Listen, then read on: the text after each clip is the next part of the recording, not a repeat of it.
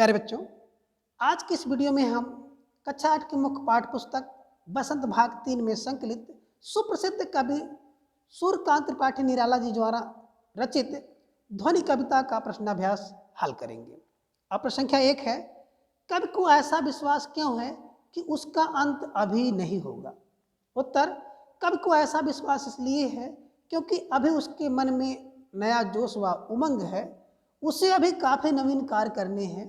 वह युवा पीढ़ी को आलस की दशा से उबारना चाहता है, इसलिए उसे विश्वास है कि अभी उसका अंत नहीं होगा।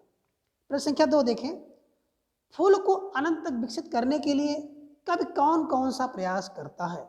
उत्तर, फूलों को अनंत तक विकसित करने के लिए कवि उन्हें कलियों की स्थिति से निकालकर खिले फूल बनाना चाहता है।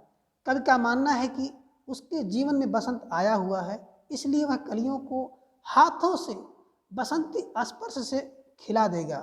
वह फूलों की आंखों से आलस हटाकर उन्हें चुस्त व जागरूक करना तथा अपने नवजीवन के अमृत से सींचना चाहता है। प्रश्न 3, पुष्पों की तंद्रा और आलस्य को दूर हटाने के लिए क्या करना चाहता है? उत्तर, कवि पुष्पों की तंद्रा और आलस्य को दूर हटाने के लिए उन पर अपना कोमल हाथ फेरकर उन्हें जगाना चाहता है। वह उन्हें चुस्त, प्राणवान, आभावान व पुष्पित करना चाहता है ताकि वह बसंत के सौंदर्य को और भी मनोहारी बना दे। कवि नींद में पड़े युवकों को प्रेरित करके उनमें नए उत्कर्ष के स्वप्न जगा देगा, उनका आलस दूर भगा देगा तथा वह उनमें नए उत्साह का संचार करना चाहता है। प्रश्न संख्या 4, बसंत को ऋतुराज क्यों कहा जाता है? आपस में चर्चा कीजिए। उत्तर, बसंत को ऋतुराज कहा जाता है क्योंकि यह सभी ऋतुओं का राजा है। इस ऋतु में प्रकृति पूरे यौवन में होती है। इस ऋतु के आने पर सर्दी कम हो जाती है, मौसम सुहावना हो जाता है। इस समय पंचतत्व अपना प्रकोप छोड़कर सुहावने रूप में प्रकट होते हैं। पंचतत्व के अंतर्गत जल, वायु, धरती, आकाश और अग्नि सभी अपना मोहक रूप दिखाते हैं। पेड़ों में नए पत्ते आने लगते हैं, आम बौरों से लग जाते हैं और खेत सरसों के फूलों से भरे पीले दिखाई देते हैं। सरसों के पीले फूल ऋतुराज के आगमन की घोषणा करते हैं और जो खेतों में फूली हुई सरसों पवन के झोंकों से हिलती हुई ऐसी दिखाई देती है मानो सामने सोने का सागर लहरा रहा हो। कोयल पंचम स्वर में गाती है और सभी को कुहू कुहू की आवाज़ से मंत्रमुग्ध करती है। इस ऋतु में उसकी छटा देखते ही बनती है। इस ऋतु में कई प्रमुख त्यौहार मनाए जाते हैं, जैसे बसंत पंचमी, महाशिवरात्रि, होली आदि। प्रश्न संख्या 5, बसंत ऋतु में आने वाले त्यौहार के विषय में जानकारी एकत्र कीजिए और किसी एक त्यौहार पर निबंध लिखिए।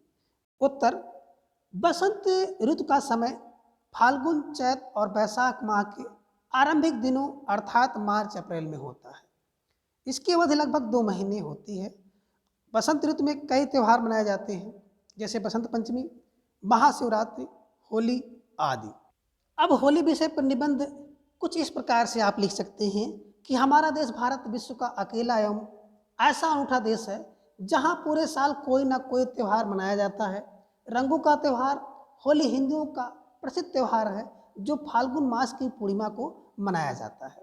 यह त्यौहार रंग और उमंग का अनुपम त्यौहार है।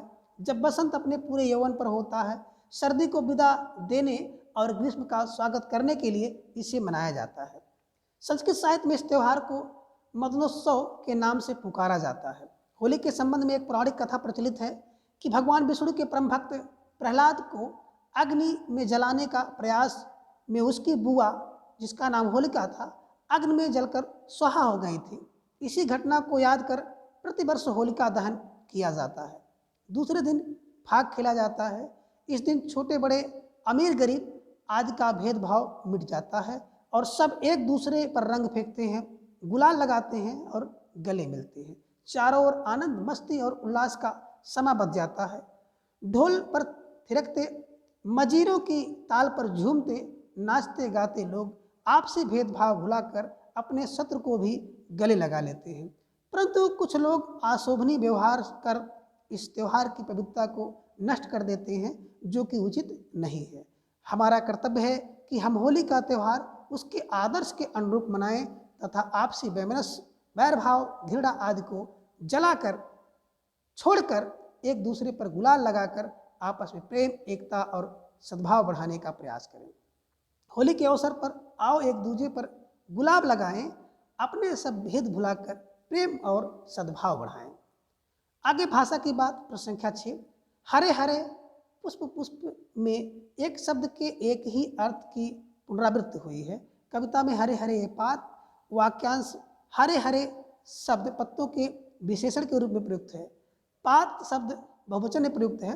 ऐसा प्रयोग भी होता है जब कर्ता या विशेष एक वचन में हो और कर्म या क्रिया का विशेषण बहुवचन में हो, जैसे लंबी चौड़ी बातें करने लगा। कविता में एक ही शब्द एक से अधिक अर्थों में भी प्रयोग होता है। 3 बेर खाती थी वे 3 बेर खाती हैं, अर्थात जो 3 बार खाती थी वह अब 3 बेर का फल खाने लगी है। एक शब्द बेर 2 अर्थों के प्रयोग से वाक्य में चमत्कार आ गया है, इसी एमक अलंकार कहते हैं। कभी कभी उच्चारण की समानता से शब्दों की पुनरावृत्ति का आभास होता है, जबकि 2 प्रकार के शब्द होते हैं, जैसे मन का और मन का।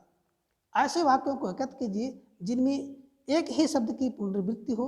ऐसे प्रयोग को ध्यान से देखिए और निम्नलिखित पुनरावृत्त शब्दों का वाक्य प्रयोग कीजिए।